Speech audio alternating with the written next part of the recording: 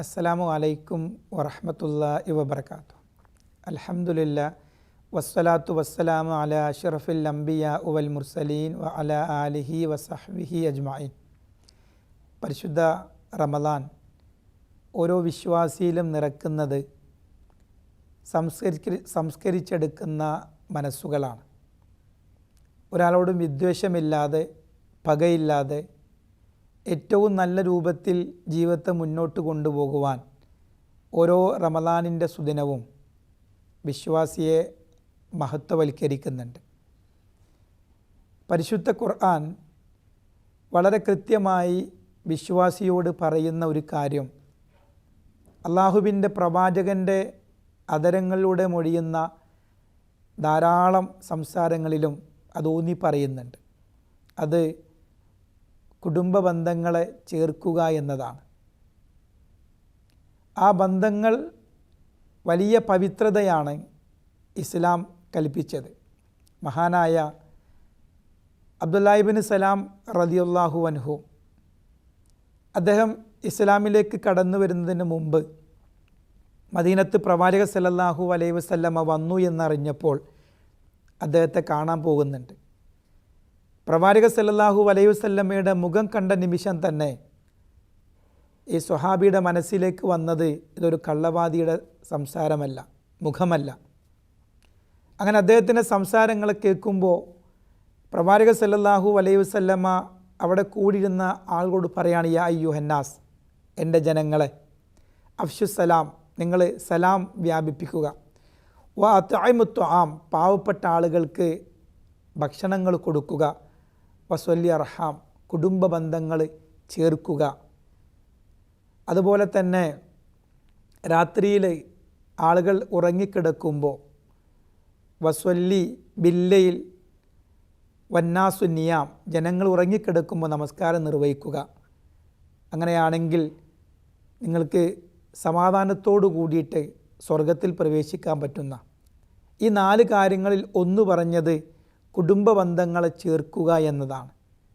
റസൂലുള്ളാഹി സ്വല്ലല്ലാഹു അലൈഹി വസല്ലമയുടെ സംസാരത്തിൽ ആദ്യ കാലഘട്ടത്തിൽ എപ്പോഴും പറഞ്ഞത് ബന്ധങ്ങളെ ചേർക്കണം എന്നാണ്. നമ്മളൊന്ന് ആലോചിക്കേണ്ടത്, നമ്മൾ എത്ര ആളുകളാണ് പരിശുദ്ധ റമദാനിലേക്ക് പ്രവേശിച്ച സമയത്തു പോലും ചില ബന്ധങ്ങളെ കൂട്ടിച്ചേർക്കാത്തത്.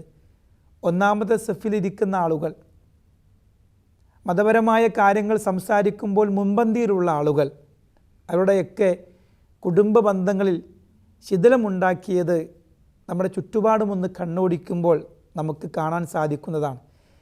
പ്രിയമുള്ള വിശ്വാസികൾ ഒക്കെ മനസ്സിലാക്കേണ്ടത്, വലിയ ഗൗരവത്തോടു കൂടി ഖുർആൻ നമ്മുടെ താക്കീത് ചെയ്ത വിഷയമാണ് ബന്ധങ്ങൾ ചേർക്കുക എന്നത്. സൂറ മുഹമ്മദിൻ്റെ അവസാന ഭാഗങ്ങളിൽ മുനാഫിക്കുകളെക്കുറിച്ച് ഇങ്ങനെ പറയുന്ന ഭാഗത്ത് അല്ലാഹു പറയുന്നുണ്ട്, ഫഖൽ അസൈതും ഇൻ തവല്ലൈതും അൻ തുഫ്സിദു ഫിൽ അർദ് വതുഖത്തിമു അർഹാമക്കും, ഭൂമിയിൽ കൈകാര്യകർത്തൃത്വം നിങ്ങൾക്ക് നാം നൽകിയാൽ നിങ്ങൾ ബന്ധങ്ങൾ വിച്ഛേദിക്കുമോ എന്ന് അല്ലാഹു ചോദിക്കുന്നുണ്ട്. ആ ഒരു ചോദ്യത്തിന് അല്ലാഹു തന്നെ ഉത്തരം പറയുന്നത് ഉലൈക ലഅനഉമുല്ലാഹ്, അള്ളാഹുവിൻ്റെ ശാപമുണ്ടാകുമെന്നാണ്. ഞാൻ എൻ്റെ കുടുംബത്തിൽ ആരോടെങ്കിലും ഒരു വിദ്വേഷം വച്ചു പുലർത്തി അവരോട് സംസാരിക്കാതെ ആയാൽ എൻ്റെ റബ്ബിൻ്റെ ശാപം എനിക്കുണ്ടാകുമെന്ന് പറയുമ്പോൾ എൻ്റെ പ്രിയമുള്ളവരെ, വിഷയം ഗൗരവമാണ് എന്ന് നമ്മൾ മനസ്സിലാക്കേണ്ടതില്ലേ? എത്രയെത്ര കുടുംബങ്ങൾ നന്നാകുമ്പോൾ ഞാനും എൻ്റെ ജ്യേഷ്ഠനുമായി പ്രശ്നമുണ്ടല്ലോ എന്ന് മനസ്സിൻ്റെ ഉള്ളിലിങ്ങനെ നീറുമ്പോഴും ആ ജ്യേഷ്ഠനോട് പോയി ഒന്ന് സംസാരിക്കുവാനും ചിരിക്കുവാനും കുശലം പറയുവാനും കഴിയാത്ത ഹതഭാഗ്യരായിട്ടുള്ള എത്ര ആളുകൾ നമ്മുടെ സമൂഹത്തിലുണ്ട്. ഈ ആയത്തിൻ്റെ അവസാനം അല്ലാഹു ചോദിക്കുന്നുണ്ട്, അഫലാ യതദബ്ബറൂനൽ ഖുർആൻ, നിങ്ങൾ ഖുർആൻ വായിക്കുന്നില്ലേ? അം അലാ ഖുലൂബും അക്ഫാലുഹ, നിങ്ങൾ ഹൃദയത്തിന് പൂട്ടിട്ടിട്ടുണ്ടോ എന്നുള്ള ചോദിക്കുകയാണ്. എന്നിട്ട് ആയത്ത് ഇങ്ങനെ കടന്നു വരുമ്പോൾ അല്ലാഹു പറയുന്നുണ്ട്, ഫക്കൈഫ ഇദാ തവഫത്തുഹുൽ മലായികത്തു യദ്രിബൂന വുജൂഹഹും വഅദ്ബാറഹും, അവരുടെ മുഖത്തും പിന്നിലും അടിച്ചുകൊണ്ടായിരിക്കും അല്ലാഹു മരിപ്പിക്കുക എന്നതാണ്. ഞാനും നിങ്ങളുമൊക്കെ ഈ ലോകത്ത് നിന്ന് വിട പറയുവാൻ ആഗ്രഹിക്കുന്നത് യാ അയ്യത്തു അന്നഫ്സുൽ മുത്മഇന്ന എന്ന വാക്ക് കേൾക്കുവാനല്ലേ? മലക്കുകൾ നമ്മുടെ മുഖത്ത് നോക്കിയത് പരിശുദ്ധാത്മാവ് ഇങ്ങോട്ട് കടന്നു വരൂ എന്ന് കേൾക്കുവാനല്ലേ നമ്മൾ ആഗ്രഹിക്കുന്നത്. എങ്കിൽ പ്രിയമുള്ളവരെ, നമസ്കരിക്കുന്ന ആളുകളാണ്, നോമ്പ് നോൽക്കുന്ന ആളുകളാണ്, ഉംറ നിർവഹിച്ച ആളുകളാണ്, ഹജ്ജ് നിർവഹിച്ച ആളുകളാണ്, സക്കാത്ത് എണ്ണിക്കൊടുക്കുന്ന ആളുകളാണ്, സ്വതക്കയും അതെ. പക്ഷേ എന്നിട്ട് പോലും എൻ്റെ കുടുംബക്കാരോടുള്ള അസ്വസ്ഥത നിമിത്തം അവരോടൊന്ന് സംസാരിക്കാൻ കഴിയാത്ത ആളുകളായി നാം മാറുമ്പോൾ നമ്മൾ ആലോചിക്കണ്ടേ? റസൂലുള്ളാഹി സ്വല്ലല്ലാഹു അലൈഹി വസല്ലമ സ്വഹാബത്തിനിടയിൽ നിന്ന് ഒരു സ്വഹാബിയുടെ മുഖത്ത് നോക്കി പറഞ്ഞില്ലേ, ലാ യുജാലിസുൽ യൗമ കാത്തിമിർ റഹിമി, കുടുംബബന്ധം മുറിച്ചവൻ എൻ്റെ സഭയിൽ ഇരിക്കണ്ട എന്നാണ്. ആ സ്വഹാബി അവിടെ നിന്ന് എഴുന്നേറ്റ് പോയി തൻ്റെ സഹോദരിയുമായിട്ടുള്ള ബന്ധം സ്ഥാപിച്ച് തിരിച്ചു വന്നപ്പോൾ റസൂലുള്ളാഹി പറഞ്ഞില്ലേ, കുടുംബബന്ധം മുറിച്ചാലുണ്ടെങ്കിൽ ലാ തൻസിലുർ റഹ്മ, കാരുണ്യം ഇറങ്ങുകയില്ല, ആകാശത്ത് നിന്ന് അള്ളാഹുവിൻ്റെ റഹ്മത്ത് ഇറങ്ങുകയില്ല എന്ന് നമ്മൾ ഗൗരവത്തോടെ മനസ്സിലാക്കണ്ടേ? എത്ര ആയത്തുകൾ, എത്ര ഹദീസുകൾ നമ്മുടെ മുമ്പിലുണ്ട്.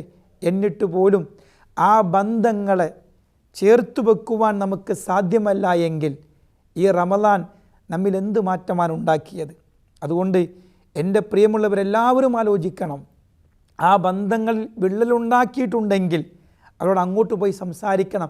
അബൂക്കായിൽ റളിയല്ലാഹു അൻഹു പ്രവാചകൻ്റെ സന്നിധാനത്തിൽ വന്നിട്ട് അന്നും പറഞ്ഞു, പ്രവാചകരെ, ഞാനിന്ന് എൻ്റെ കുടുംബക്കാരുടെ സമീപത്തേക്ക് പോയിരുന്നു കേട്ടോ. റസൂലുള്ളാഹി അത്ഭുതത്തോട് ചോദിച്ചു, അവർ തിരിച്ചെന്തെങ്കിലും? ഇല്ല റസൂലേ, അവരൊന്നും പറഞ്ഞിട്ടില്ല. അബൂക്കായിലെ നാളെയും പ്രവാചകരെ ഞാൻ പോകും. ആ സമയം പ്രവാചകൻ പറയാണ്, എങ്കിൽ ആ കുടുംബക്കാരെ നരകത്തിലെ വെണ്ണീറിനെ തിന്നിക്കുകയാണ് എന്ന് റസൂലുള്ളാഹി സ്വല്ലല്ലാഹു അലൈഹി വസല്ലമ പറഞ്ഞെങ്കിൽ നമ്മളെ പല ആളുകളും ചിന്തിക്കുകയാണ്, ഞാൻ അങ്ങോട്ട് പോവാറുണ്ട്, അവർ മിണ്ടാറില്ല. പ്രിയമുള്ളവരെ, അവർ മിണ്ടണമെന്നില്ലല്ലോ. നാളെ അള്ളാഹുവിൻ്റെ മുമ്പിൽ നിങ്ങൾ ഒറ്റയ്ക്ക് നിലകൊള്ളുമ്പോൾ എങ്ങാനും ചോദിച്ചാലോ, ഖുർആനിക വചനങ്ങളും എൻ്റെ പ്രവാചകൻ്റെ വചനങ്ങളും സംസാരങ്ങളുമൊക്കെ നിൻ്റെ മുമ്പിലുണ്ടായപ്പോൾ നീ എന്തുകൊണ്ടാണ് ആ ബന്ധങ്ങൾ ശക്തമാക്കാത്തത് എന്ന് ചോദിച്ചാൽ എന്താ നമുക്ക് പറയുക?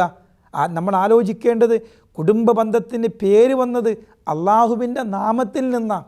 അല്ലാഹ് പറയാ, അനർ റഹ്മാൻ, ഞാൻ റഹ്മാനാണ്, ഖലഖത്തുർ റഹ്മി, ഞാനാണ് കുടുംബ ബന്ധത്തെ ഉണ്ടാക്കിയത്, ശക്കക്കത്തു ലഹാ ഇസ്മും മിൻ ഇസ്മി, എൻ്റെ പേരിൽ നിന്നാണ് കുടുംബ ബന്ധത്തിന് പേര് കൊടുത്തത് എങ്കിൽ വിഷയം ഗൗരവം തന്നെയാണ്. പ്രിയമുള്ളവരെ, അള്ളാഹുവിൻ്റെ നാമത്തിൽ നിന്ന്, ആ നാമത്തിൽ നിന്ന് കുടുംബ ബന്ധത്തിന് പേര് കൊടുത്തെങ്കിൽ അത് വലിയ ഗൗരവമുള്ളതല്ലേ?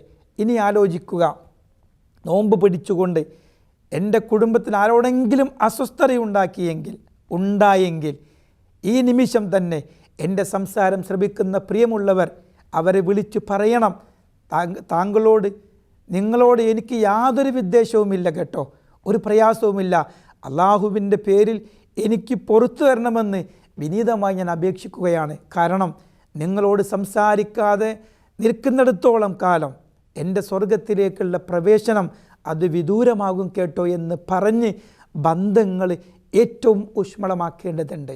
അതിന് ഏറ്റവും പറ്റിയ സമയം ഈ നോമ്പ് തന്നെയാണ്. ഈ നോമ്പ് നമുക്കൊരു പരിചയമാണ്.